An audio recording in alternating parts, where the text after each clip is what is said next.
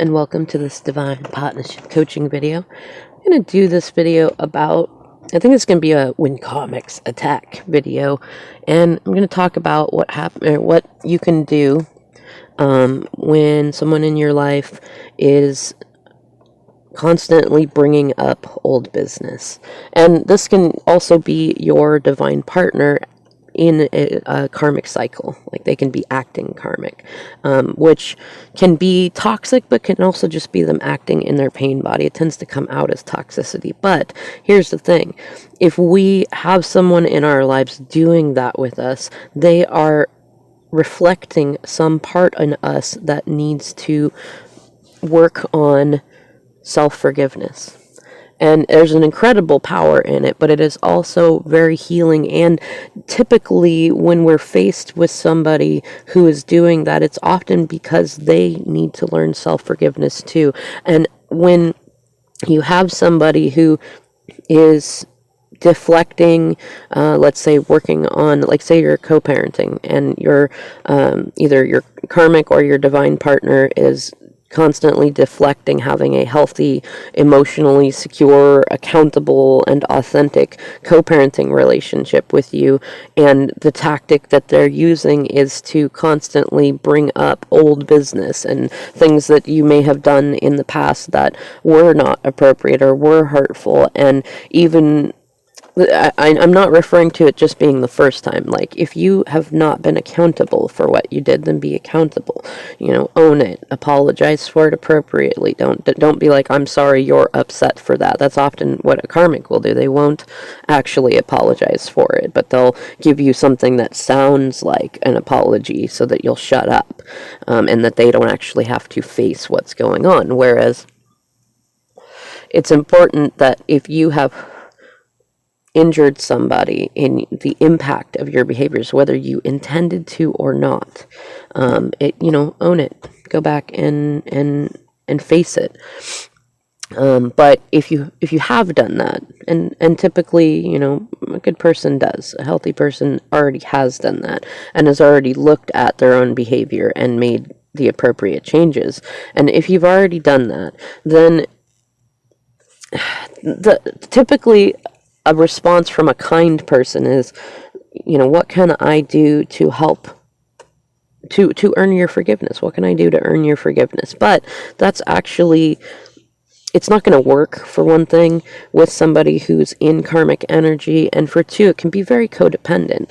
And it's not about not looking weak. I mean, people often think that, like, asking what you can do to earn someone's forgiveness is weak. It's not. It's actually quite a strength. Like, people that are not very kind typically won't do that. They won't. They consider it a weakness to be willing to put themselves out there in that sort of a way, because the other person could say all sorts of things that need to be done to earn said forgiveness. So it's a strength to do that. But I'm talking about, like, you've done that. You've apologized appropriately. You've done healthy makeup behaviors.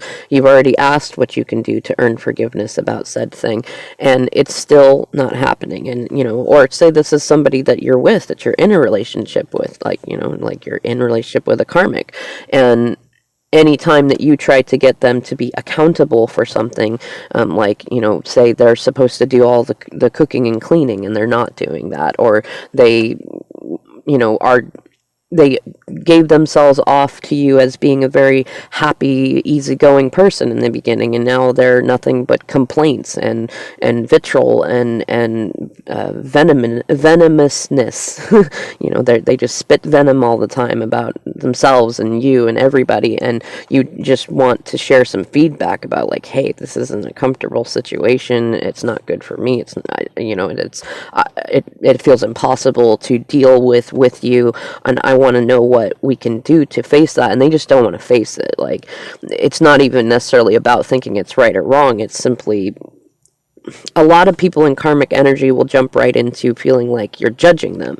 And I mean, you are to a certain degree, but we're social beings. We're not, we interact with other people, and when other people are being hurtful, even just to themselves sometimes, or other people around us, even if they're being nice to us, that that creates hurts within us. And it's important to be able to talk to somebody, especially someone you're in relationship with, any sort of meaningful relationship, even friendship or co-working, being able to say, hey, your behavior is affecting me. Even if it's a simple matter of, hey, I don't really want to hang out with somebody who is constantly complaining, or somebody who constantly feels like a victim.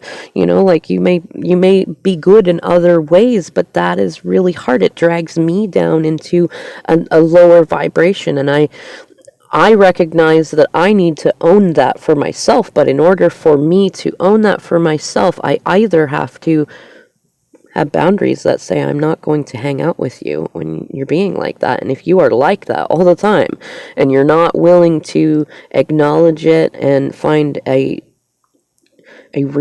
genuine way to resolve it, that's going to mean we're not going to spend very much time together, and it's going to end our friendship or our relationship, or whatever it is, or it's going to mean I'm going to go find a new job.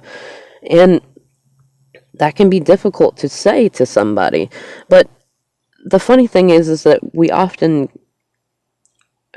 when we're around toxic energy like that, when we're around that sort of karmic energy, it can be all too easy to armor up and to only look at the externals rather than the internal. And the best thing that I've found that we can do is actually say, okay, I've apologized properly. I've changed that within myself that felt like it was good to grow on, to make sure that I don't repeat the same hurtful thing that I've done. And enough time has passed that, if they're still using this issue to throw back in my face that, oh, I did this thing a year ago or years ago, or heck, my DM still in his karmic cycles will often bring up things that happened 15 years ago, or 10 years ago. And it's like, wow, really? But I recognize when that happens that the bigger problem isn't that he's bringing it up, it's that I still get offended by that, and that I haven't forgiven myself for it. And that is the best thing you can do when karmics attack with that sort of thing, bringing up old business or using the same thing to try to deflect from being vulnerable with you, or allowing, the sharing of genuine feelings or sharing of power, things like that. Like, stop going to the place where, like, if you were talking to an emotionally secure person, apologizing usually is enough. Apology with actual change, because an emotionally secure person would point out if you're not actually changing, because, one time is a mistake, two times, okay, we're human, but three times you're making the choice. You're either willfully going out of your way to not do it, or you're not making it enough of a priority that it gets thrown in your subconscious, and then nothing is done about it. And oops, I forgot. Oops, I forgot. Oops, I got busy. Oops, there was this other priority. Crap like that. So when you're, if you're dealing with somebody who is still bringing it up, recognize that is karmic energy, and that it is much more likely that they have not forgiven themselves for that and other things. And it's what they know at the time to do to try to protect themselves, and they're still in such an ego and or shame cycle that protecting themselves feels much more important than facing any sort of unknowns that there could be in being vulnerable, or accepting accountability for their behavior, or recognizing that you wouldn't bring this stuff up just to make them feel bad. You're bringing it up so that you can have a better dynamic with them, have better interactions, so that they can grow too. So when you're faced with a karmic who is attacking in that way, like blame shifting, bringing up old business, deflecting, things like that, it's more, for one thing, it's more about them. So recognize that. That's a part of forgiving yourself in that this isn't your issue. It's their issue. And the other thing is that you actually can help them by modeling that self-forgiveness and saying, hey, look, or not, hey, look, but just, when they bring something up like that up, just say, thank you for pointing out that I still haven't forgiven myself fully for that. Or thank you for pointing out that I still kind of have a trigger there. I'm going to go work on that. I'm going to go forgive myself for that. And really, like, you can't do it with an expectation. It won't make any difference. If they're really in heavy, toxic energy, they're not going to hear you yet.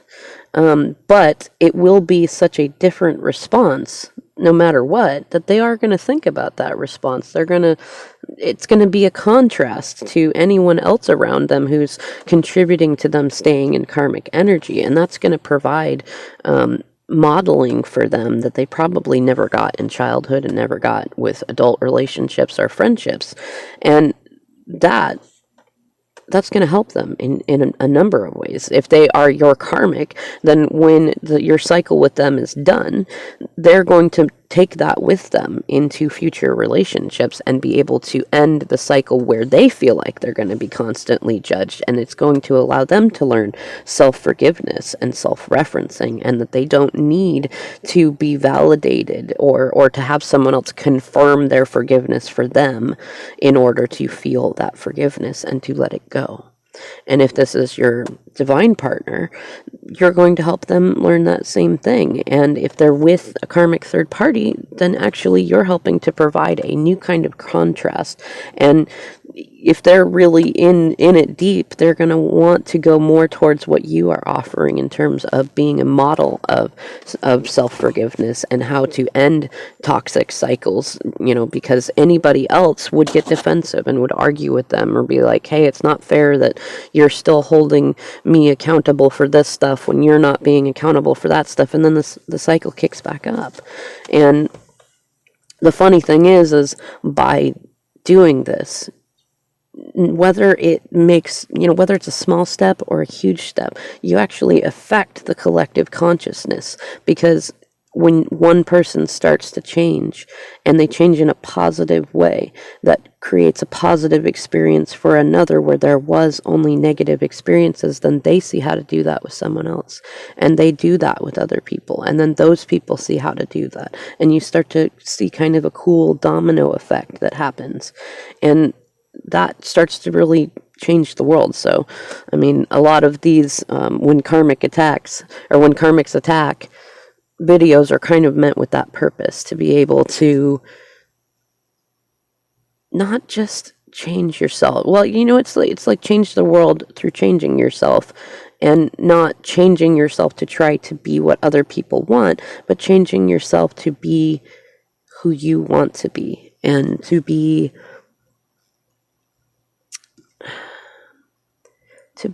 a positive effect on the world. It's kind of like, just because somebody is mean to you doesn't mean that you need to be mean to them. And actually, it's better when you're not, but it needs to come from a genuine place. It can't just be that you're acting outwardly nice, that you genuinely feel nice, that you don't feel triggered to get so pulled into each and every argument. And that changes a lot. You'd be surprised, but you'll have to try it for yourself and see what I mean. Now, these videos are still an experimental work in progress, so if my jabbering did not make enough sense, please let me know. And if you'd like any private coaching or readings, I leave my email in the description box below. Otherwise, I'll see you in the next video.